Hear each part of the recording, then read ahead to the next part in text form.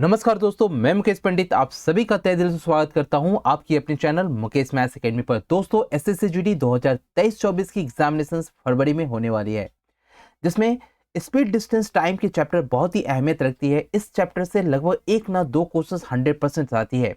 तो speed distance के लगभग 3 से 4 हम लोग क्लास करेंगे और 3-4 क्लास में स्पीड डिस्टेंस के जितने भी टॉपिक है सारे टॉपिक को हम लोग निपटा देंगे।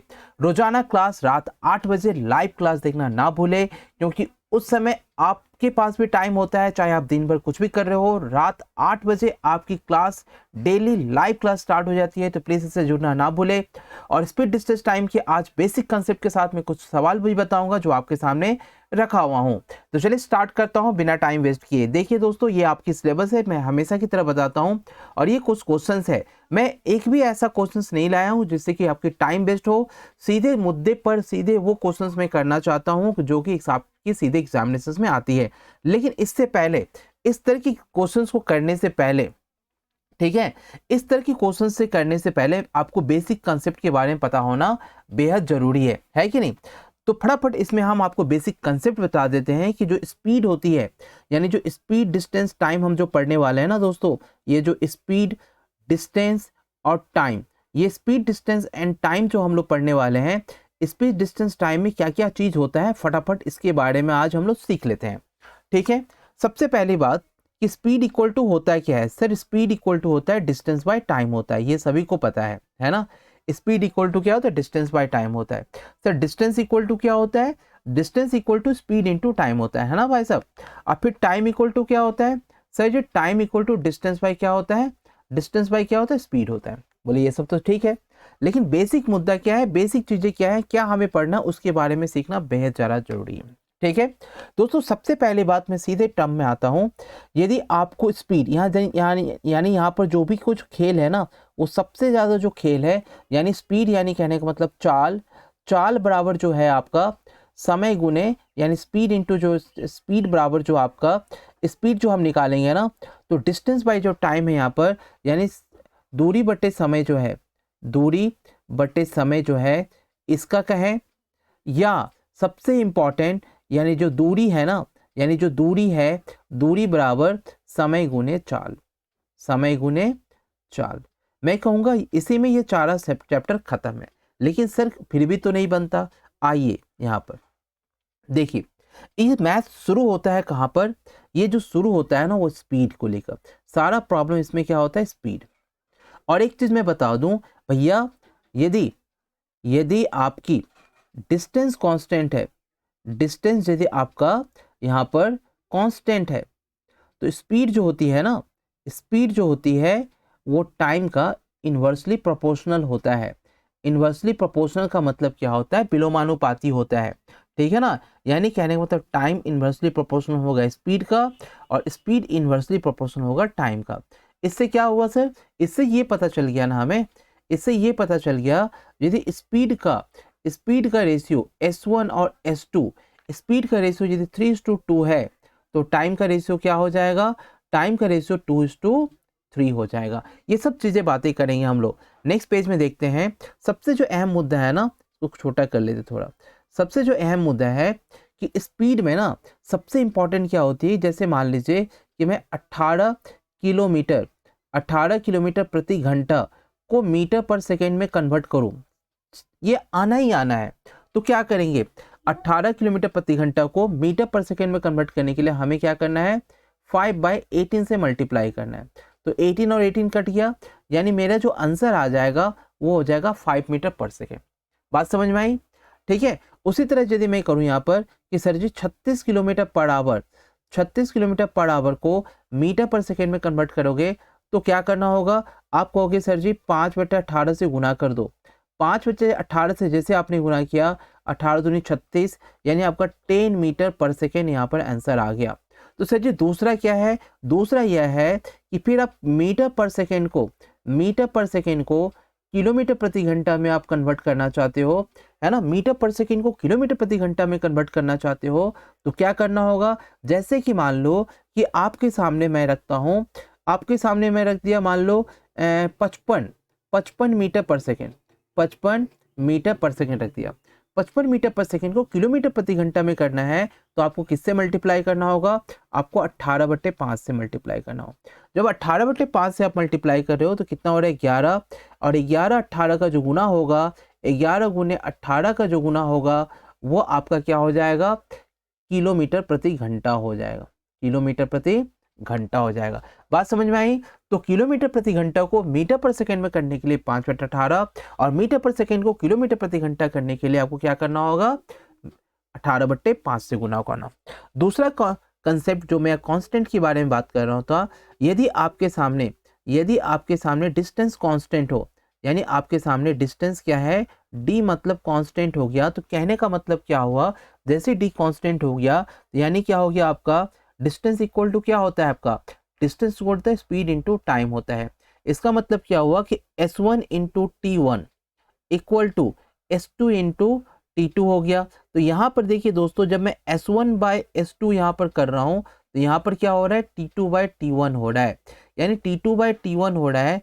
t2/t1 का मतलब समझते हैं ना कि स्पीड, देखिए स्पीड टाइम का क्या हो गया, इन्वर्सली प्रोपोर्शनल हो गया। इसलिए मैंने कहा था यदि डिस्टेंस यदि कांस्टेंट है, स्पीड यदि 5 और 4 है ना, तो इसका टाइम का रेशियो क्या हो जाएगा, टाइम का रेशियो हो जाएगा 4 से 5 हो जाएगा। ये बातें समझ में आई? चलिए, है ना। अब चलिए इसको और भी बेहतरीन तरीके से हम इसे सीखते हैं। अब मान लीजिए स्पीड और डिस्टेंस हो गया, है ना। अब देखिए यहाँ पर मैं एक चीज लेता हूँ, स्पीड और टाइम तो इन्वर्सली प्रोपोर्शनल हो गया। अब मान लीजिए कि स्पीड डायरेक्टली प्रोपोर्शनल हो डिस्टेंस का, समझिए ध्यान से। यदि टाइम कांस्टेंट, यदि मैं यहाँ पर लूँ, यहाँ पर मैं ऐसे कर देता हूँ, ये कंसेप्ट आप जब तक नहीं समझेंगे ना तब तक आपसे मैथ नहीं बनेगा। यदि मान लीजिए टाइम कांस्टेंट हो, यानी दोनों दूरी जाने में यदि टाइम मेरा, मान लीजिए टाइम यदि कांस्टेंट हो गया, ठीक है ना, टाइम मेरा कांस्टेंट हो गया। टाइम कांस्टेंट होने का मतलब समझते हैं, टाइम कांस्टेंट होने का मतलब समझते हैं। टाइम कांस्टेंट होने का मतलब यदि s1 और s1 s2 यदि मेरा कुछ भी है, s1 s2 जो भी होगा वो d1 और d2 के बराबर हो जाएगा। d1 और d2 यानी स्पीड ही डिस्टेंस का रेशियो हो जाएगा। स्पीड ये इंपॉर्टेंट चीज है, इसे आप समझ के रखिए। यानी यदि टाइम कांस्टेंट है तो जो स्पीड का रेशियो है वही डिस्टेंस का रेशियो हो जाएगा। That means speed directly proportional to, यानी इसमें क्या हो जाएगा कि स्पीड डायरेक्टली प्रोपोर्शनल टू क्या हो गया, distance. Speed directly proportional to क्या हो गया, डिस्टेंस हो गया। चलिए इस पे मैं एक क्वेश्चन देता हूँ। जैसे मान लीजिए कि कोई एक आदमी है, मैंने एक आदमी बनाया, ठीक है ना। एक आदमी ए है और ये x किलोमीटर प्रति घंटा से, हाँ, और ये y आदमी है, ये दूसरा आदमी है b, और ये y किलोमीटर प्रति घंटा से, ठीक है ना, y किलोमीटर प्रति घंटा से चलता है। ए बी से 20 किलोमीटर अधिक दूरी तय करता है। अब क्वेश्चन क्या है, देखिए ए बी से 20 किलोमीटर अधिक दूरी तय करता है, 20 किलोमीटर अधिक दूरी तय करता है, अधिक दूरी तय करता है, ठीक है ना। ए बी से 20 किलोमीटर अधिक दूरी तय करता है, दोनों एक ही समय पर पहुंचता है। अंत में, यानी अंतिम दूरी पर, अंत में दोनों एक ही समय पर पहुंचता है, एक ही समय पर पहुंचता है।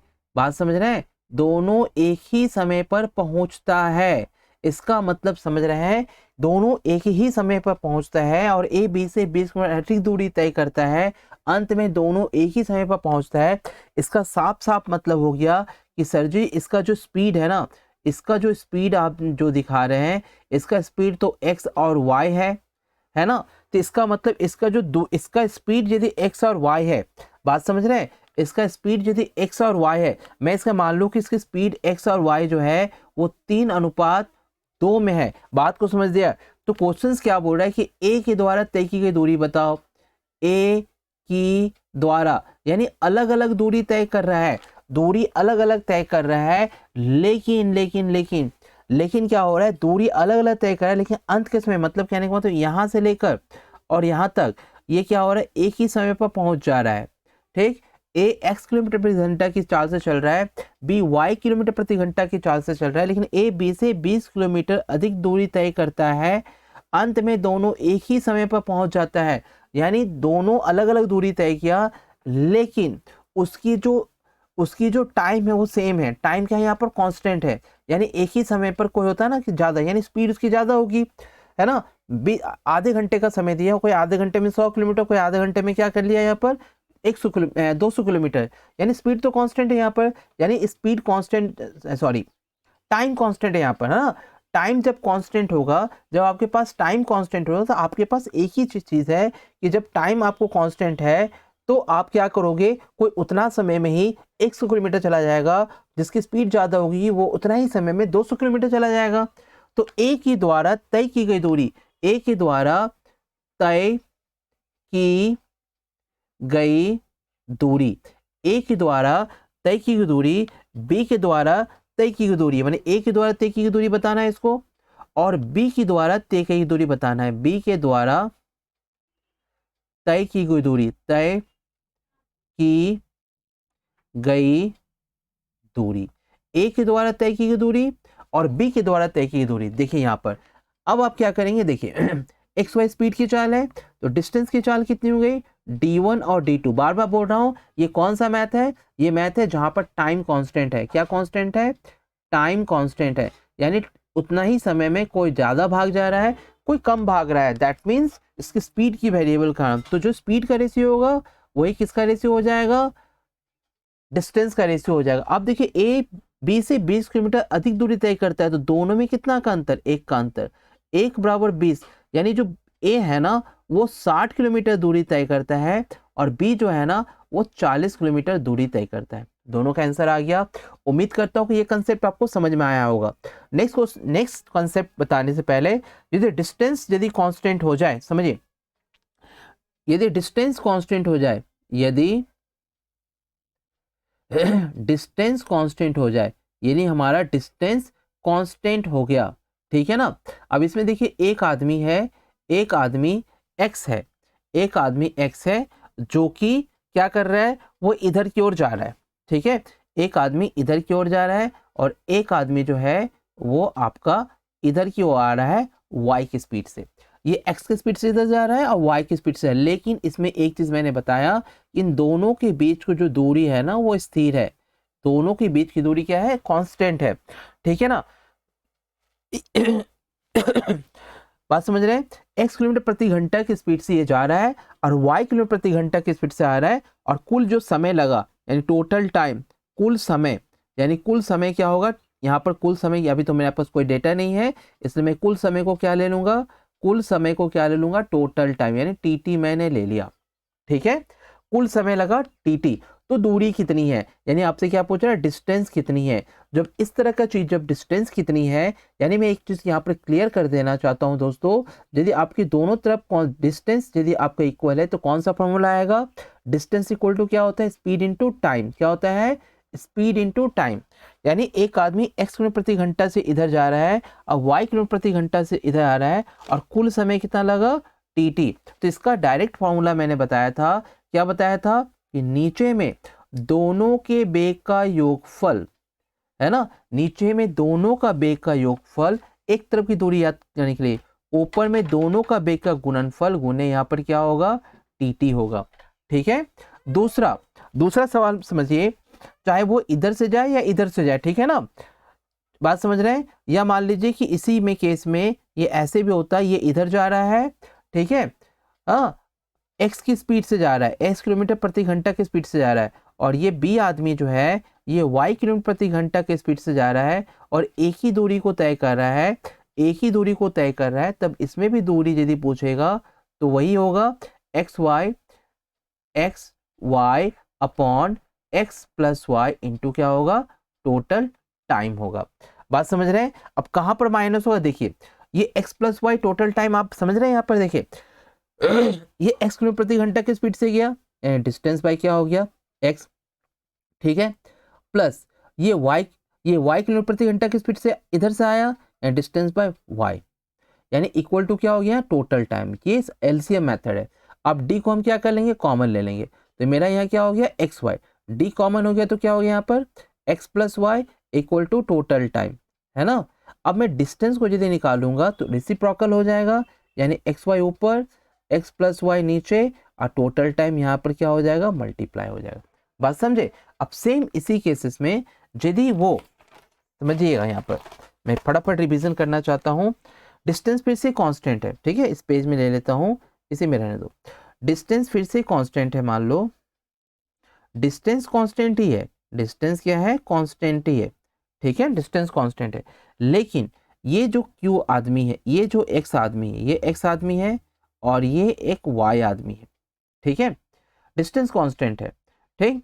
अब ये क्या हुआ, यहाँ से जो यहाँ तक की दूरी है ना, यहाँ से जो यहाँ तक की दूरी है, इसे ये करता है t1 समय में या t समय, मान लीजिए t समय में करता है, और इसी दूरी को ये यहाँ से लेकर यहाँ तक में करता है t1 समय ज़्यादा लेता है।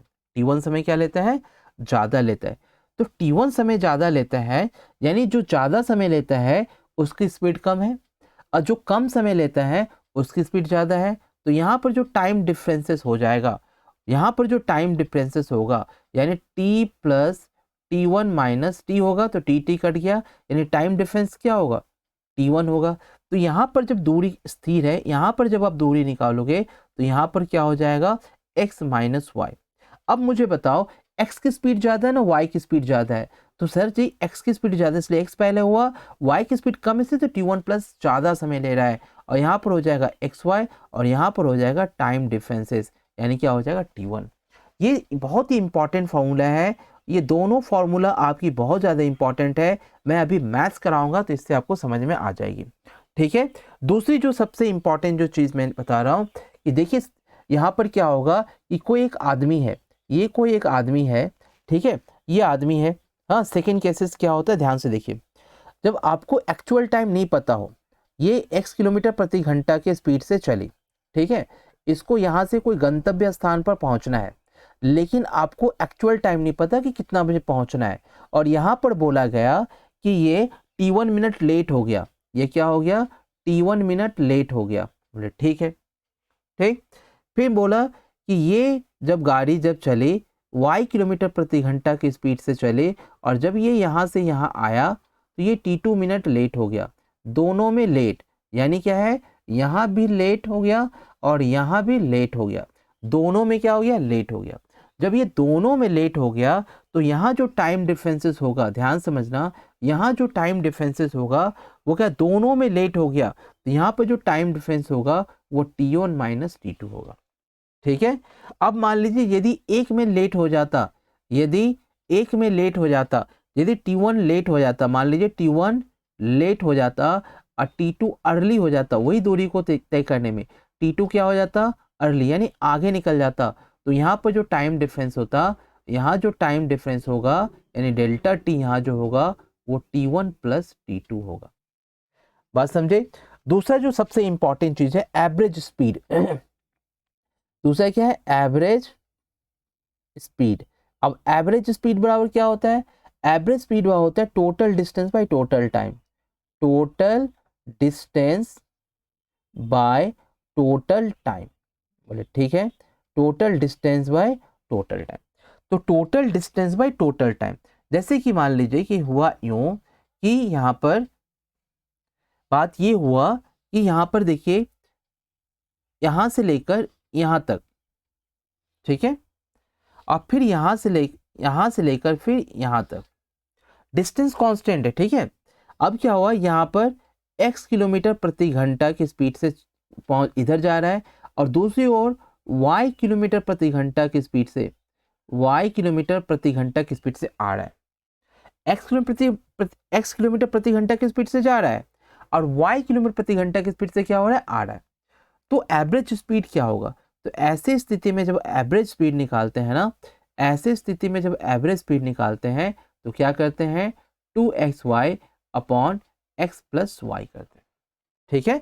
Average speed is equal to, यानी सबका रामबान क्या है, यदि आप नहीं समझ पा रहे से तो सबका रामबान क्या है एलसीएम, यानी x किलोमीटर प्रति घंटा की स्पीड से जा रहा है, ध्यान से देखिए, यानी ये स्पीड देखिए, यहाँ पर स्पीड मैंने लिया, यहाँ पर स्पीड ये x की स्पीड से चल रहा है और ये y का स्पीड से चल रहा है, तो दोनों का एलसीएम क्या हो गया, xy।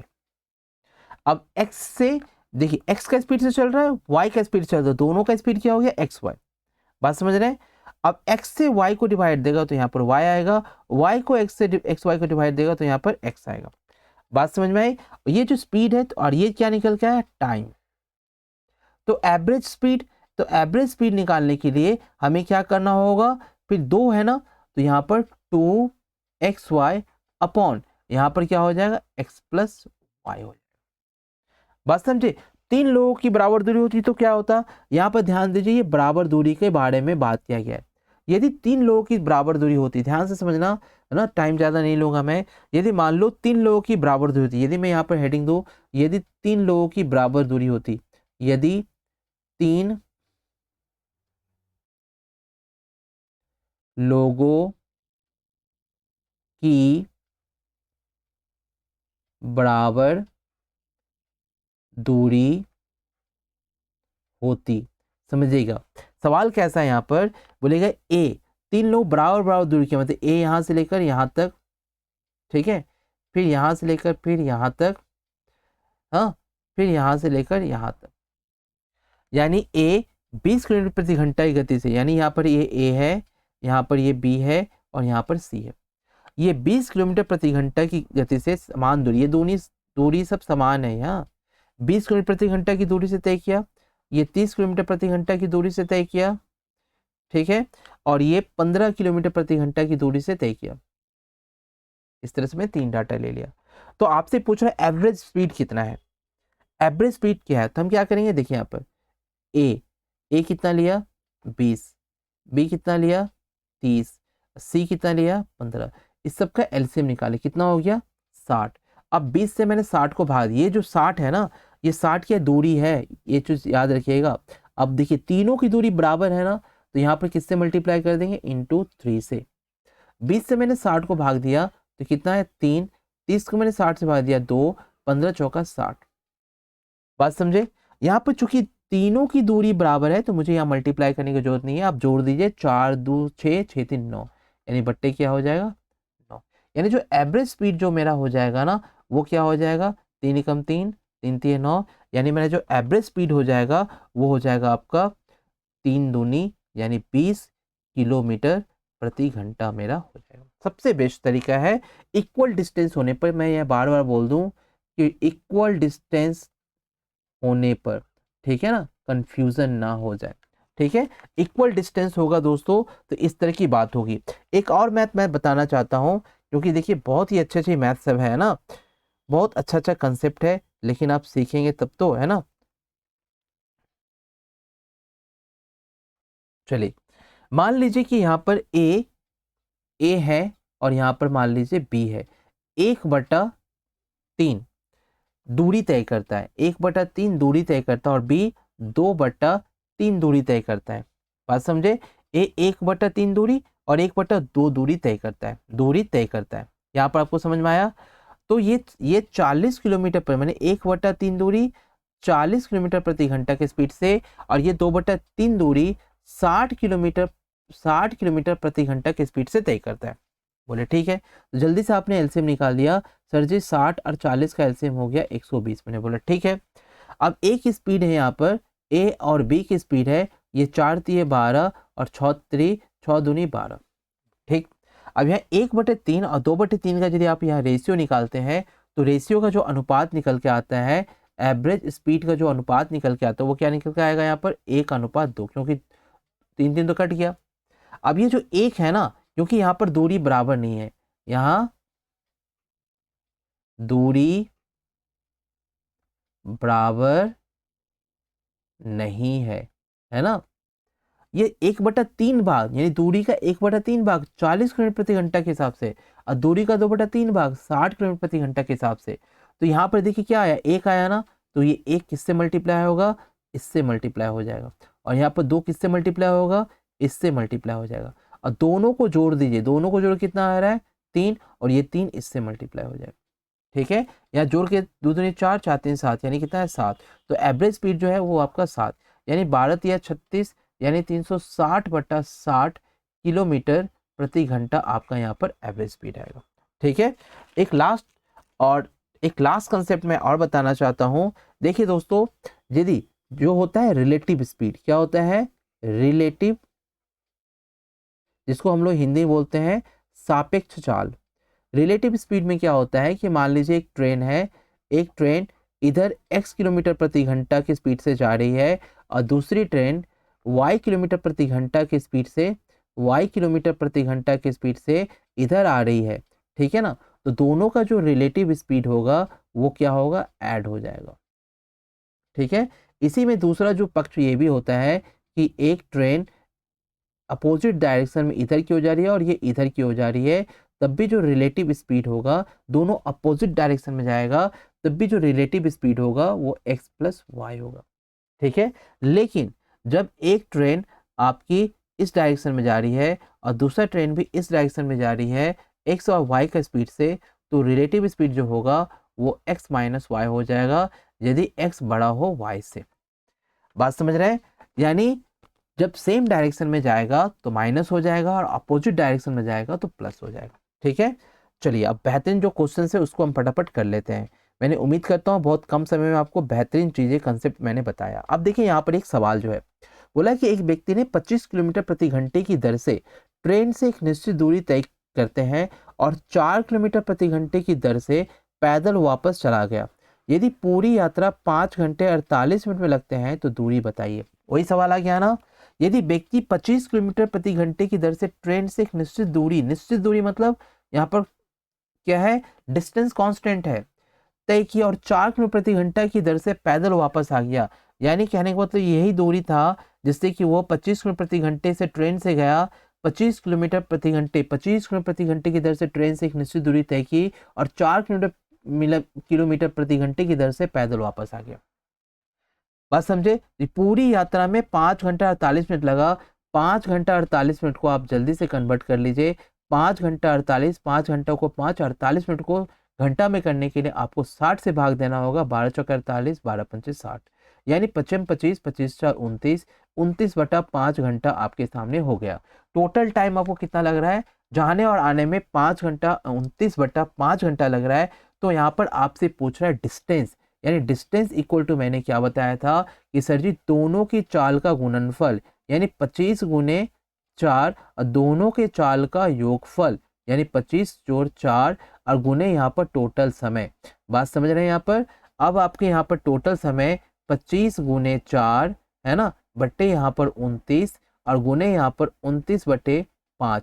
29 से 29 कट गया, 5 से 5 कट गया आपका 5 बार में, यानी आपका जो डिस्टेंस आ गया वो हो गया 20 किलोमीटर। बात समझे? दूसरा सवाल देखिए यहाँ पर, क्योंकि यहाँ पर दूरी निश्चित था, एक बार ये जा रहा है, दूसरी बार आ रहा है और एक तरफ का दूरी आपको यहाँ पर निकालना है, ठीक है। चलिए दूसरा सवाल आप सभी के सामने है। ए और बी क्रमशः 9 किलोमीटर प्रति घंटा और 10 किलोमीटर प्रति घंटा की गति से समान दूरी की यात्रा करते हैं। यदि ए बी से 36 मिनट अधिक लेता है, यानी टाइम डिफरेंसेस है ना, तो प्रत्येक द्वारा तय की गई दूरी कितनी है? प्रत्येक द्वारा तय की दूरी कितनी है? यहाँ पर हम यदि दूरी निकालेंगे तो यहाँ पर लिखेंगे सर जी 9 गुने 10 और यहाँ दोनों के टाइम का डिफरेंसेस मतलब 1 और 36 मिनट अधिक लेता है, यानी 36 बटे यहाँ पर 60। तो कितना हो गया भाइयों, जल्दी से बता दो मुझे। 0 से 0 कट गया, यहाँ पर 6 से 6 कट गया। सर जी ने 9 6 54 किलोमीटर की दूरी तय किया। बहुत सारे बच्चे बोल रहे हैं कि सर जी आपने यहाँ पर 1 क्यों किया? क्योंकि ये 36 मिनट अधिक समय ले रहा है। 36 मिनट अधिक समय ले रहा है तो दोनों के समय का मतलब वो 9 किलोमीटर प्रति घंटा गति और 10 किलोमीटर प्रति घंटा गति से समान दूरी तय करता है। यदि ए बी से 36 मिनट अधिक समय लेता है, यानी यहाँ पर टाइम डिफरेंसेस की बात की गई, तो प्रत्येक के द्वारा तय की दूरी कितनी है, इसलिए यहाँ पर माइनस हुआ, ठीक है। नेक्स्ट क्वेश्चन आप सभी के सामने है कि एक व्यक्ति ने एक सुबह अपनी यात्रा शुरू की। सुबह 11 बजे अपने यात्रा का 3/8 भाग पूरा कर लिया और उसी दिन शाम 3:30 बजे उसने यात्रा का 5/6 भाग पूरा कर लिया। अपनी यात्रा शुरुआत कहाँ से की थी? मैंने किस समय से यात्रा शुरुआत की थी, इसकी कोई जानकारी नहीं है। यानी आपने इस समय से यात्रा शुरू की हुई और जब यहाँ पर पहुँचे, सुबह 11 बजे आप यहाँ पर पहुँच रहे हैं, तो आप कह रहे हैं कि भैया पूरी यात्रा का 3/8 भाग आपने पूरा कर लिया। यानी यहाँ पर आप 6 देख रहे हैं, यहाँ पर 8 देख रहे हैं, तो एलसीएम से आपने दूरी क्या निकाल लिया? एलसीएम से दूरी निकाल लिया, 24 यूनिट निकाल लिया। बोले ठीक है, यानी अभी तक आपने कितनी दूरी तय कर ली, 3/8, मतलब 3/8 के कहने का मतलब आपने 9 यूनिट की दूरी आपने तय कर चुके हैं। आप 9 यूनिट की दूरी तय कर ली हैं। बाकी का 4:30 यानी 11 बजे से लेके 4:30 तक, 11 बजे से लेके 4:30 तक होता है 5.5 घंटा। बात समझ रहे हैं? आप देखिए यहाँ पर क्वेश्चंस की लैंग्वेज को पढ़िए, और उसी दिन शाम 4:30 से उसने यात्रा का 5/6 भाग को पूरा कर लिया, यानी पूरी यात्रा का 5/6 भाग पूरी कर लिया। पूरी यात्रा के यदि मैं 5/6 भाग को यदि यहाँ पर 24 से गुना करूं तो 6 चौक 24, 4 पंचे 20, यानी पूरी यात्रा की जो दूरी है वो 20 किलोमीटर की दूरी है, जिसमें से 9 किलोमीटर आपने तय कर लिया। तो 5.5 घंटा में जो दूरी आप तय कर रहे हैं वो 11 यूनिट तय कर रहे हैं। तो जब ताकि आपको शाम का 3:30 उसने यात्रा का 5/4 भाग पूरा कर लिया, यानी आप कह सकते हैं कि सर जी यहाँ जो 5.5 घंटा का दूरी है वो 11 यूनिट के बराबर है। यानी 1 घंटा का यूनिट, यानी 1 घंटा 1 यूनिट बराबर एक, मैंने आप बोल सकते हो कि 5.5 घंटा में 11 यूनिट, 5.5 घंटा में 11 यूनिट, तो 1 घंटा में कितना यूनिट तय कर रहे हो आप? 1 घंटा में 2 यूनिट तय कर रहे हो। तो 9 घंटा में 9 यूनिट को तय करने में कितना समय लगाओगे आप? 1 घंटे में 2 यूनिट, तो 9 यूनिट को तय करने में कितने समय लगाओगे? तो आप बोलोगे सर जी कितना समय लगाओगे? 4.5 घंटा का, है ना। 2 यूनिट में 1 घंटा, है ना, 2 यूनिट में 1 घंटा, तो 9 यूनिट में 4.5 घंटे, क्योंकि 8 यूनिट में कितना हो जाएगा? 4, तो 1 का कितना? आधा, यानी 4.5 घंटा। अब 4.5 घंटा पीछे जोड़ दो, यानी 11 में 4.5 जोड़ोगे तो कितना हो जाएगा? 11 में 4.5, 11 में 4.5 जोड़ोगे तो कितना हो जाएगा? 30, 4 1 5, पीछे घटेगा ना, 11 में ही तो 4.5 घटेगा ना, ठीक है ना। 11 5.5 घंटा होगा ना, 5.5 घंटे 11 यूनिट, 1 यूनिट में कितना हो गया? 5.5 घंटा में 11, तो 1 यूनिट में 2 यूनिट हो गया, तो 9 यूनिट में साढ़े, ठीक है, तो 4.5 घंटा, 9 यूनिट में 8 में 4, 8 में 4 4.5, यानी समय कितना हो जाएगा दोस्तों? 6.5। समय कितना हो रहा है आपका? 6.5, यानी आप 11 में 4 घटाओ तो हो जाएगा 10, फिर हो जाएगा आपका 9, फिर हो जाएगा आपका 8, 10 9 8, 5.5 घंटा, 5.5 घंटा होगा ना, ये हो गया 8 4.5, 5.5 घंटा बराबर 11 यूनिट, ऐसे करते हैं। 5.5 घंटा बराबर 5.5 घंटा का अंतर हो रहा है ना, 11 से 4.5, हाँ 5.5 घंटा का अंतर 11 बजे ही हो गया, तो यहाँ से आपका हो जाएगा 6 7 8 9 10 11, 5.5 घंटा होगा, यानी क्या हो जाएगा आपका? 6:30 का समय हो जाएगा। यानी 6:30 आपने यात्रा को क्या किया था? 5.5 यूनिट में 11 यूनिट है, यानी 9, आपकी 9 यूनिट की दूरी यहाँ पीछे आप जाओगे ना, 9 यूनिट की दूरी पर पीछे जाओगे तो कितना बजे हो जाएगा? 6:30। ठीक है, तो और भी क्वेश्चंस है ना। अब इसके बाद कंटिन्यू आपकी क्लासेस 8 बजे डेली लाइव क्लासेस आएगी। डेली रात 8 बजे अपनी लाइव क्लासेस से जुड़ना ना भूले। वीडियो कैसा लगा? एक क्वेश्चन दोस्तों बचा है ना, एक क्वेश्चन मैं आप सबको होमवर्क में देता हूँ, प्लीज आप सभी करके आना। देखो ये वाला है ना, एक आदमी 80 किलोमीटर की दूरी 7 घंटे में तय करते हैं, कुछ दूरी 8 प्रति घंटे की दर से पैदल तय किया और कुछ दूरी 16 किलोमीटर प्रति घंटे की रफ्तार से साइकिल से तय किया, तो पैदल की गई दूरी कितनी है? देखिए इसको बना देता हूँ। देखिए अब यहाँ पर क्या कर रहा है? 8 किलोमीटर प्रति घंटा और दूसरा क्या है? 16 किलोमीटर प्रति घंटा। ठीक है, मैं बोलूंगा जीएसएम से निकाल दे रहा हूं, मैं बोलूंगा कि 8 किलोमीटर प्रति घंटा की दूरी से ही आपने तय किया। ठीक है, यदि 8 किलोमीटर प्रति घंटा की दूरी से तय करता तो 7 घंटे में कितना दूरी तय करता?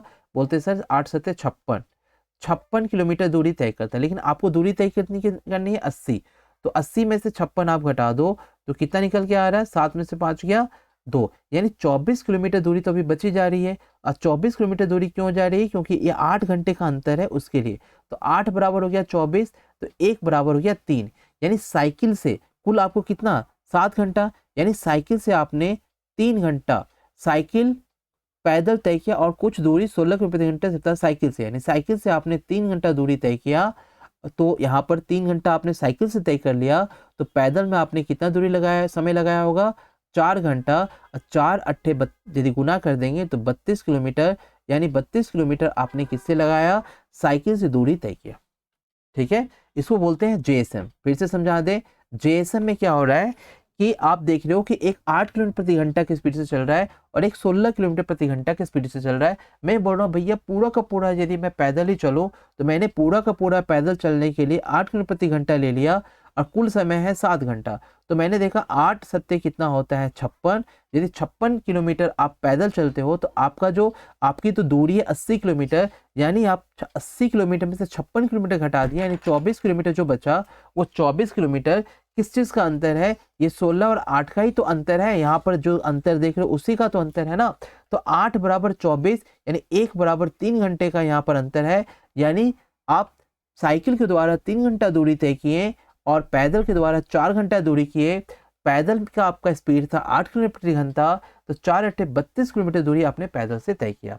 ठीक है, तो वीडियो कैसा लगा जरूर आप मुझे कमेंट बॉक्स में बताएंगे। आज की वीडियो थोड़ी लंबी हो गई होगी, है ना, तो कोई बात नहीं, क्योंकि एग्जामिनेशन बहुत करीब है और इसी तरह के क्वेश्चंस आपके सामने आएंगे। ठीक है, आप हमारे टेलीग्राम चैनल से जुड़ सकते हैं जिसका नाम है मैथ्स बाय मुकेश सर, और रोजाना रात 8 बजे हमारी लाइव क्लास होगी, आप देखना बिल्कुल ना भूलें। ठीक है, धन्यवाद।